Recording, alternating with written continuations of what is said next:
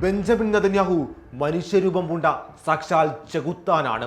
മുൻ American president Joe ബൈഡന്റെ മകൻ Hunter ബൈഡന്റെ വാക്കുകളാണ് കേട്ടോ ഇത്. അതിപ്പോൾ ആഗോള രാഷ്ട്രീയത്തിൽ വലിയ കൊടുങ്കാറ്റ് സൃഷ്ടിച്ചിരിക്കുകയാണ്. My point being is that, like, if it's anti-Semitic to point out that Bibi Netanyahu is evil incarnate, then you know what? I don't know what to say to people anymore. Israel ഭരണകൂടത്തിന്റെ ക്രൂരതകളെ വിമർശിക്കുന്നത് ഒരിക്കലും ജൂതവിരുദ്ധതയല്ലെന്ന് തുറന്നടിച്ച Hunter Biden നെതന്യാഹുവിനെയും അദ്ദേഹത്തിന്റെ നയങ്ങളെയും അതിരൂക്ഷമായ ഭാഷയിലാണ് കടന്നാക്രമിച്ചിരിക്കുന്നത്. തീവ്ര വലതുപക്ഷ മാധ്യമ പ്രവർത്തകൻ ടക്കർ കാൾസനുമായുള്ള അഭിമുഖത്തിലാണ് ഹണ്ടർ തന്റെ ധീരമായ ഈ വെളിപ്പെടുത്തൽ ഇപ്പോൾ നടത്തിയിരിക്കുന്നത്. ദ ടക്കർ കാൾസൺ ഷോ എന്ന പ്രശസ്തമായ പോഡ്കാസ്റ്റിലാണ് ഹണ്ടർ ബൈഡൻ ഇസ്രായേലിന്റെ നയങ്ങൾക്കെതിരെ ആഞ്ഞടിച്ചിരിക്കുന്നത്. ഇസ്രായേലിന്റെ നയങ്ങളെയും നെതന്യാഹുവിനെയും വിമർശിക്കുന്നവരെ ജൂതവിരുദ്ധരായി മുദ്രകുത്തുന്ന രീതിയെ ഹണ്ടർ ശക്തമായി തന്നെ അപലപിച്ചിട്ടുണ്ട്. ബെഞ്ചമിൻ നെതന്യാഹു സാക്ഷാൽ ചെകുത്താനാണെന്ന് തുറന്നു പറയുന്നത് ജൂതവിരുദ്ധതയാണെന്ന് ആരെങ്കിലും വാദിച്ചാൽ അവരോട് എന്തു പറയണമെന്ന് തനിക്കറിയില്ലെന്നും ഹണ്ടർ ആ അഭിമുഖത്തിൽ വ്യക്തമാക്കുന്നുണ്ട്. ഗസയിലും ഇസ്രായേലിലും നടക്കുന്ന കാര്യങ്ങൾ നിഷ്പക്ഷമായി മനസ്സിലാക്കാൻ ജനങ്ങൾ കണ്ണും ഹൃദയവും തുറക്കണമെന്നും അദ്ദേഹം ആ പോഡ്കാസ്റ്റിൽ ആവശ്യപ്പെടുന്നുണ്ട്.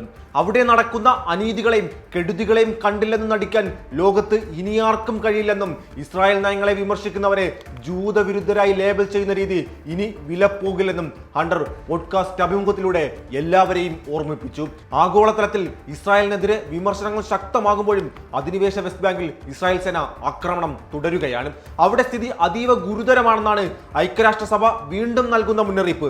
കുട്ടികളെ അടക്കം 10,000-കണക്കിന് പലസ്തീനികളെ ഇസ്രായേൽ സേന തുടർച്ചയായി അറസ്റ്റ് ചെയ്യുകയാണ്. അവിടെ നെബുലസിലും ബത്ലഹേമിലും ജെനിനിലും വീടുകളും വ്യാപാര സ്ഥാപനങ്ങളും എന്തിന് കൃഷിയിടങ്ങൾ പോലും ഇസ്രായേൽ സേന തകർത്തു തരിപ്പണമാക്കുന്നു. ഇസ്രായേൽ കുടിയേറ്റക്കാരുമായുള്ള ഏറ്റുമുട്ടലിൽ കൊല്ലപ്പെട്ടവരുടെ കുടുംബാംഗങ്ങളെ പോലും പ്രതികാര ബുദ്ധിയോടെ ഇസ്രായേൽ സേന അടിച്ചമർത്തുകയാണ്. ഇത് കളക്റ്റീവ് പണിഷ്മെന്റ് ആണെന്നാണ് മനുഷ്യാവകാശ സംഘടനകൾ ആരോപിക്കുന്നതും കുറ്റപ്പെടുത്തുന്നതും. UN കണക്കുപ്രകാരം വെസ്റ്റ് ബാങ്കിൽ പ്രതിമാസം ശരാശരി 122 പലസ്തീൻ കെട്ടിടങ്ങളാണ് ഇസ്രായേൽ തകർത്തു തരിപ്പണമാക്കുന്നത്. ഈ വർഷം മാത്രം 80-നടുത്ത് പലസ്തീനികളാണ് ഇവിടെ കൊല്ലപ്പെട്ടത്. ഇതിൽ പകുതിയിലധികവും കുട്ടികളാണ് കേട്ടോ. വീടുകളും സ്കൂളുകളും തകർത്ത് ആയിരക്കണക്കിന് ആളുകളെ തെരുവിലേക്ക് തള്ളിയിടുമ്പോഴും ഇസ്രായേലിന്റെ ക്രൂരതകൾക്കെതിരെ ലോകമെമ്പാടും ഉയരുന്ന പ്രതിഷേധം വളരെയധികം ആശാവഹമായ ഒരു കാര്യമാണ്.